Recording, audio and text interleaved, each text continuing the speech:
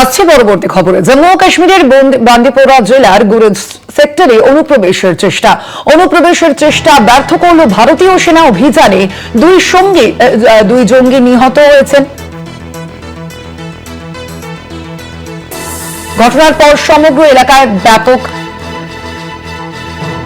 তল্লাশি অভিযান চালানো হচ্ছে ইতিমধ্যে, এবং সেনা সূত্রে জানা গিয়েছে পাকিস্তান সীমান্ত ঘেঁষে অনুপ্রবেশের চেষ্টা করা হয় এবং অভিযান এখনো পর্যন্ত অব্যাহত রয়েছে। এই তল্লাশি অভিযান এখনো পর্যন্ত অব্যাহত রয়েছে।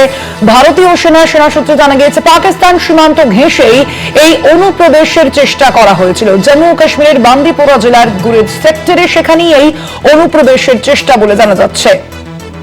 আমরা কথা বলবো নিয়ে ফোন লাইনে রয়েছেন প্রতিনিধি তনুকা দাস। তনুকা, এই অনুপ্রবেশের চেষ্টা সম্পর্কিত এখনো পর্যন্ত কি জানতে পারছো ভারতীয় সেনা সূত্রে? হ্যাঁ, দেখো, জম্মু কাশ্মীরের বান্দিপোরা জেলায় গুরেজ সেক্টরে আবারও সেনা ভেসে দিল একটা বড়সড় অনুপ্রবেশের চেষ্টা।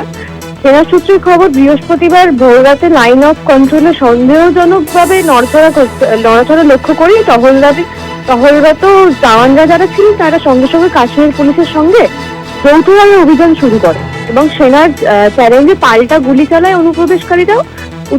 উত্তরে জোরদার ফায়ারিং চালিয়ে দুজন সন্ত্রাসবাদীকে খতম করে ভারতীয় সেনাবাহিনী। এবং এই অভিযানের নাম রাখা হয়েছে নৌসেনা নারফোর্স।